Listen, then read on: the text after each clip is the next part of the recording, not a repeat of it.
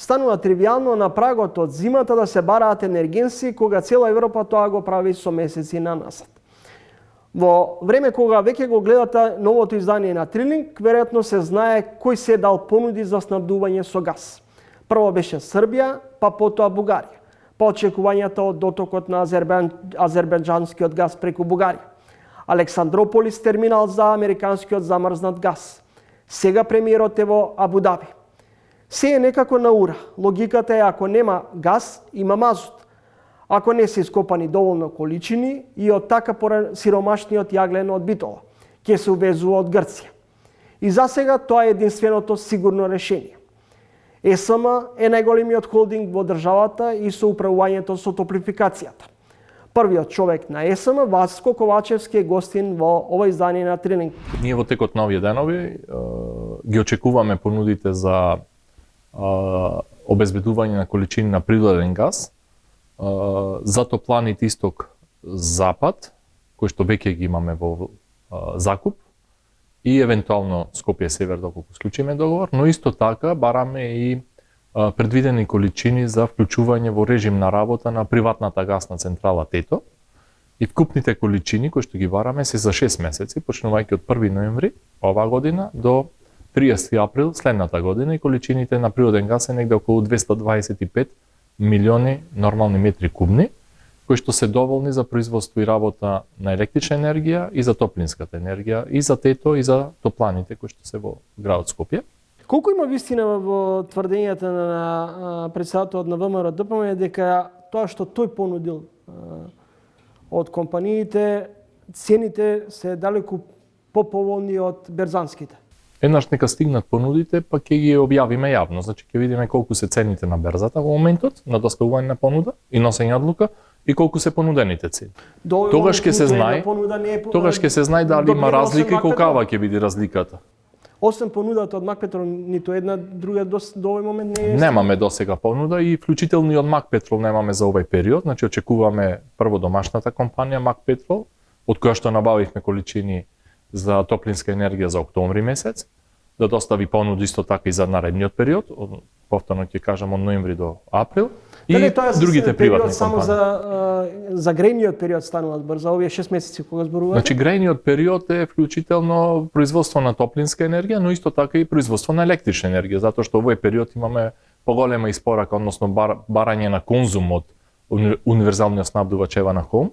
Така да овие количини се за производство и на електрична енергија и на топлинска енергија за градот Скопје. Зошто во екот на грејната сезона сега дури во последен момент се обидуваме да обезбедиме мазут, газ? Често поставувано прашање и дилема во јавноста, значи можам да одговорам дека ние во моментот имаме актуелен договор за испорака на мазут за термоелектраната ТЕЦ Неготино и за поддршка на електраните во Битола и во Осломе. Значи тој договор е склучен во март месец и е важечки, има испорака на количини согласно динамика, значи не сме обезбедени со мазут до крајот на наредниот месец. Објавивме нов повик за периодот од декември до оваа година до мај месец наредната година и очекуваме до крајот на ноември месец кога завршува првиот договор, значи да имаме склучен договор за нова испорака на мазут за наредните 5 до 6 месеци. Што се однесува до природниот газ, одлуката беше да набавиме само за првите 15 дена од грејната сезона, односно за втората половина од октомври, природен газ, затоа што цените во октомври месец веќе имаат надолна линија на берзите. Доколку склучевме договор пред месец дена или повеќе, цените беа двојно или тројно повисоки од сегашните цени, така да ќе направивме штета или штетен договор или ќе го штетевме буџетот на државата и на компанијата за повеќе милиони. Се донесе одлука да се либерализира пазарот на природен газ. Се има впечаток дека како Макпетрол да го држите на стендбај. Имате некакви предрасуди во однос на рускиот газ? Ние имаме потреба од природен газ кој што ќе биде со пониска цена и ќе биде прифатлива за производство и на електрична енергија и за топлинска енергија, без разлика од каде што доаѓа. Знаете дека во Европа најголем дел од природниот газ кој што се уште се испорачува е од Русија. Иако голем дел од европските земји кои што има можности финансиски и капацитетни набавија природен газ, складиштата низ Европа се веќе над 90% полни. Ние како држава бевме и се уште сме ограничени само на еден извор, односно доводот на природен газ кој што доаѓа преку Бугарија на приклучна точка Жидилово на границата помеѓу Бугарија и нашата држава. И во овој период се прават напори, а тоа мислам дека е веќе готово и потпишан е договор да се ослободат дополнителни количини кои што можат по овој гасовод трасата кој што доаѓа преку Бугарија да влезат во Република Северна Македонија, се со цел да се обезбедат прво доволно количини, второ да има поконкурентност во делот на испораката на природен газ. Денове и екс-премиерот Никола Груевски се огласи кој тврди дека гасоводот не е функционален, иако тој пред 5 години, како што вели, го довел во Рек Битола. Не знам за таквата изјава, мислам дека е паушално. Затоа што јавноста често знае да слушне или често слуша јавноста дека третиот блок откажал, те не е во функција, вториот блок. Рек Битола сега слави во ноември јубилеј 40 години.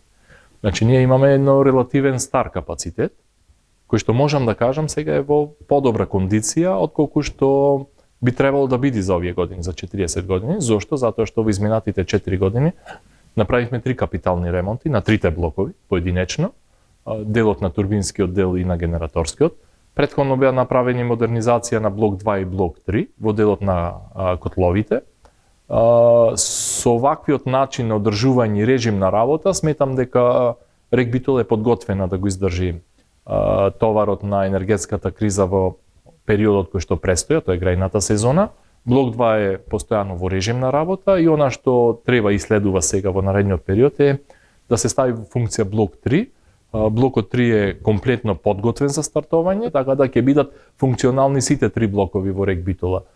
Евроникел од Кавадарци, поранешно Фени, пред веќе 2 месеци ги изгаси печките. 8% од вкупната струја во Македонија беше поточно од Евроникел. Како ќе им помогнете на компаниите? Вие во едно интервју велите следен приоритет ни е да ги облажиме последиците и да им помогнеме на компаниите. Како стопанството ќе го вратите на здрави нозе? Компаниите, главниот проблем на компаниите во моментот е цената на струјата која 10-кратно е покачена. Да, точно така, значи тоа е обврска на владата, на премиерот Димитар Ковачевски, на ресорните министри, но ние како компанија, акционерското друштво ЕСМ, затоа што сме државна компанија, ќе исто така ќе се вклучиме во делот на обезбедување на поевтина електрична енергија за бизнис секторот. Токму затоа во текот на наредната недела ќе доставиме информација до влада да може да се стави во функција ТЕТО, домашниот капацитет, да обезбедиме природен газ. Токму затоа ги правиме и сите овие напори да се обезбедат квалитетни понуди, односно количини и ниска цена на природен газ, за да може преку ТЕТО да обезбедиме прво да ги обезбедиме количините кои што ги имаме како компанија земено како обврска према универзалниот снабдувач Еванахом, 100% да испорачаме електрична енергија, иако согласно законот обврската на ЕСМ е 60% да испорачува енергија, другата енергија да ја продаваме на слободниот пазар и да остваруваме вишок на приходи. Второ ги снабдуваме на електродистрибуција, значи техничките загуби во преносниот систем на електрична енергија, го снабдуваме МЕПСО, исто така за техничките загуби во преносниот систем. Превзедовме обврска да ги снабдуваме најголем дел од здравствените институции, училиштата, градинките, дел од јавните институции кај што се примарна основа е да имат функционалност во државата, но, повторно ќе кажам, со поддршка на владата и со максимален ангажман на АДСМ да се зголеми производството, домашното производство на електрична енергија, со вклучувањето на ТЕЦ Неготино и приватниот капацитет ТЕТО да се обезбедат дополнителни количини на електрична енергија, се со цел во наредниот период тие количини по некоја стабилна или разумна цена да се понудат на стопанството, односно на бизнис секторот, за колку е толку да се ублажи ценовниот удар на нивните производи или услуги во делот на електричната енергија, која што можам да кажам, уште еднаш ќе потенцирам, тие се најпогодени од берзанските цени затоа што плаќаат висока цена која што ја диктира цената на берзата. Но никој не прашува како тоа, речи си 20% од неколкумина семејства или неколку семејства илегално трошат струја. Ако се сеќавате, неодамна дури и имаше јавна информација дека особено Арачиново троши бескрупулозно струја, илегално се краде на некој начин и струја. Добро, пред воведувањето на блок тарифите беше сериозен проблем да се троши електрична енергија по многу ниска цена.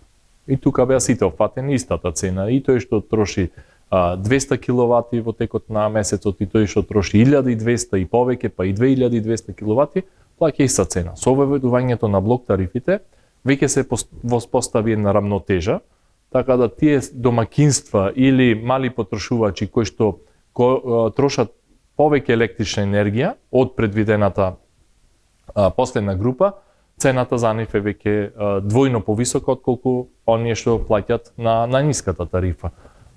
Се согласувам со вас, не е во ред да дел од таквите потрошувачи трошат многу енергија да плаќаат ниска цена, токму затоа сега во наредниот период исто така еден од предлозите за кои што и јас се согласувам е на регулаторната комисија да се воведи блок тарифи на малите потрошувачи, не само за домакинствата, затоа што и тие мали потрошувачи да бидат класифицирани.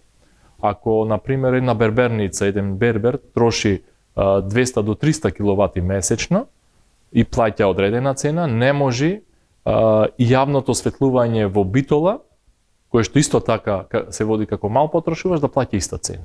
Господин Ковачевски, дали Македонија е офшор зона за илегални играчи со криптовалути? Лично не сум запознат колку се трошат и како се трошат електричната енергија на така наречените копачи на криптовалути. Иако пред една година, кога започна енергетската криза минатата година во овој период, председателот на регулаторна комисија Бислимовски даде една информација на кој што сите бевме зачудени дека има многу копачи на криптовалути во нашата држава и тие трошат многу електрична енергија.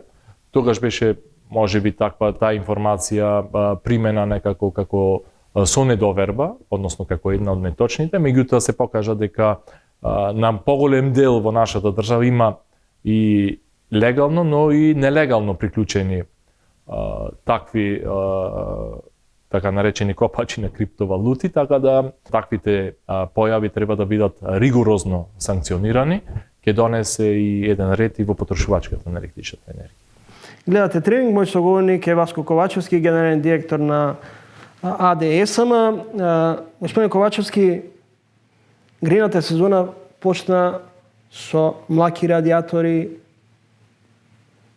Дали може да се соочиме со воекот на зимата, домакинствата, па и компаниите да се соочат и со проблем со струја, а домакинствата да немаат парна?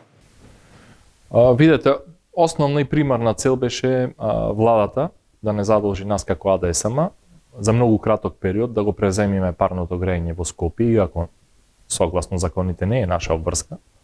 Сметам дека таа привилегија или обврска требаше да има градот Скопје за вршење на ова комунална дејност, но градот Скопје избегна да ја превземе таа обврска и одговорност и тука владата нас не задолжи како најголемо акционерско друштво за во делот на енергетиката да за многу краток период, за нецел месец дена да ги формираме трите доели, да превземе поголем делот, да вработиме од претходното доели на БЕК, затоа што БЕК ја заврши и односно ја изгуби лиценцата, да обезбедиме ресурси, природен газ и други енергенси.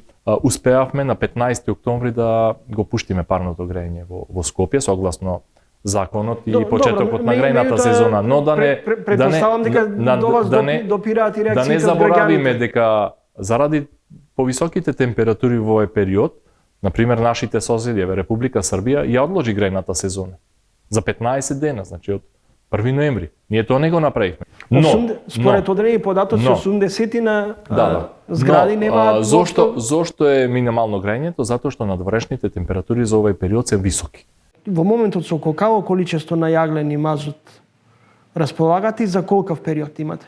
На почетокот на грејната сезона, на 15 октомври, во рек Битола на депонија има 255.000 тони јаглен, а во Осломеј 35.000 тони јаглен, што возможува сигурност и стабилност во текот на овие месеци да се испорачва производство на електрична енергија согласно динамиката и планот на производство на АДСМ. Сите ги бараат фотоволтаиците, но многу често може да слушнеме дека со идејата за фотоволтаици се навлегува во зоната на административно талкање. Како, дали овој процес околу воведувањето на фотоволтаици сега веќе е задоцна чекор? Значи, кај нас во државата веќе наназад години, можам да кажам може и 30 години, се доцни со инвестициите во нови енергетски капацитети. А промената може да се направи само со брзи процеси придобивање на дозволите и брзо инсталирање на нови капацитети. И ние како компанија имаме 12 проекти во делот на најповеќе во делот на обновливи извори на енергија, се со цел во наредните 10 години да смениме структурата на производство на електрична енергија. Полека да го напуштиме производството од јаглен, а да зголемиме производство на електрична енергија од обновливи извори и гасните централи кои што се некој меѓутранзисијски период. Со новите закони кои што сега се во собраниска процедура, значително се олеснуваат процедурите и значително се забрзува периодот, односно процесот на инсталирање на нови електрани, вклучително и фотоволтаиците кои што многу брзо се инсталират и многу брзо се стават во функција на производство на електрична енергија и многу побрзо е повратот на инвестицијата. И токму затоа има голем интерес и од домашни и од странски компании да инвестираат во овој период затоа што има енергетска криза и затоа што цените се високи, затоа што е Македонија позната како држава на сонцето. Ние го имаме сонцето и можеме да го искористиме за електрична енергија. ЕСМ и неколку бизнис глодори кои се занимаваат со увоз на струја свесно или подмолно го обструираат процесот на воведување на фотоволтаици? Не би рекол дека е тоа причината, апсолутно. Според податоци од Централниот регистар, а ова е објавено сторија на Призма уште пред година и половина. А тоа е дека ист газда со две фирми увезува јаглен за рек Битола. Компаниите се формирани непосредно пред јавниот повик и добиле државен бизнис вреден 9,5 милиони евра. Во делот на тие две компании кои што имат и собственик, еден од собствениците им е ист, другите собственици се различити. Тоа треба да го кажат во истражувачкото новинарство. Конкурирале на јавна објава за набавка на јаглен кај што имало десетина компании. Нивната понуда, без разлика кога се формирани, дали се формирани неколку дена, неколку години или не знам кој период наназад, прво и основно е да ги исполнуваат техничките критериуми на бараната понуда, тоа е јагленот, второ да ги имат обезбедено количините и трето да имат најниска цена. Тие две компании ги исполнувале тие услови. Помалку изгледа индикативно да се формира неколку дена пред повикот на... Па добро, може би тогаш нашле партнер со кој што ќе обезбедат количини на јаглен. Јас не можам да прејудицирам како и кога се формирани и како и кога го обезбедиле јагленот кој што го носат во нашата дрва. Разгледале портфолиото на фирмата. Ние гледаме, ние не бараме референци колку имале претходно или немале донесено јаглен и една од, значи уште еднаш да потврдам, често пати го кажувам, согласно закон за јавни набавки, ЕСМ има право да склучи буквално кажано договор во 4 очи за набавка на јаглен. Значи вие имате компанија која што има обезбедено количини, доаѓа до ЕСМ, ја носи на маса понудата и склучуваме договор. Ниту објава, ниту конкурентност, ниту транспарентност, ништо. Но, ние тоа не го користиме право, иако законот го дозволува. Ние објавуваме јавен повик, чекаме понуди во одреден период, сите понуди ги разгледува Комисијата за јавни набавки, дават извештај до управниот одбор и на крајот се врши избор на најдобрата понуда. Дали ДУИ и СДСМ го делат колачот откако бизнисмени албанци се вклучија во бизнисот со струја? СДСМ и ДУИ се коалиција во партиципирањето и спроведувањето на власт. Дали се вклучени во бизниси во делот на електричната енергија или не можам да кажам дали е тоа партиски или не е партиски, но можам да кажам дека Во нашата држава има компании кои што се регистрирани, ги имаат сите потребни дозволи и лиценци, и секој од нас може да ги поврзи со одредена политичка партија, може да ги поврзи со СДСМ, може да ги поврзи со ДУИ, но може да ги поврзи со ВМРО-ДПМНЕ. При крајот од разговорот може да се очекува пат на цените на струјата, имајќи во предвид дека тенденциите на светската берза говорат дека цените полека стимнуваат. Добро, одлуките кои што ги донесе Европската комисија за стабилизирање на цената на електричната енергија и стабилизирање на цените на природниот газ, веќе носат резултати, веќе има надолна линија на тие цени и очекуваме тие цени сега како што се намалени, така и да се стабилизират. Нашето предвидување и очекување и посакувано сценарио е да имаме пониски цени, се со цел нашите граѓани да немаат и да не трпат ценовни шокови и кога ја плаќат електричната енергија, но и кога ги плаќат другите производи, пред се прехранбените производи. Господин Ковачевски, на крајот помалку ќе звучам саркастичен, не очекува под наводници незаборавна зима, можност рестрикции не исклучувате. Како и секоја година може да се соочиме граѓаните да се гушат поради воздухот и имајќи во предвид што се пали за да се загрееме. Еден мој согоник пред неколку месеци кога го прашав како ќе се грееме, знаете што ми одговори?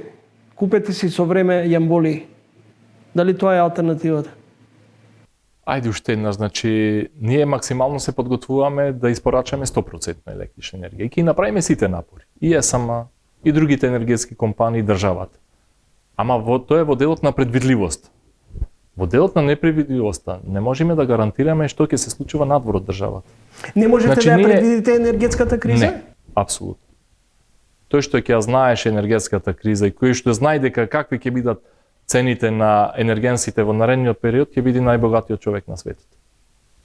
И како европските зими, речи си половина година се подготвува за кризата, ние во 5 до 12 како? Не е точно дека се подготвува. Се подготвува, да, сега оваа година. Зошто, например, минатата година, во почетокот на енергетската криза во октомври, нивото на енергенсите, посебно на природниот газ, беа спаднати на 20%. Како тоа се подготвували, знаеле дека ќе има енергетска криза. Зошто сега во октомври 2022 година, за разлика од пред една година, сега нивото на капацитетите на природен газ во Европа се пополнети 90%. Никој не очекуваше такво сценарио и никој не може да предвиди во кој период и како ќе се движат цените на енергенсите, посебно на електричната енергија. Ви благодарам за гостувањето во емисијата. Благодарам и на вас за поканата да разговараме за можноста и капацитетите на ЕСМ и енергетскиот сектор. Поштовани гледачи, тоа беше Васко Ковачевски, генерален директор на АД ЕСМ. По кратката пауза за реклами продолжуваме со останатите содржини за ово издание на Тренинг. Следете не.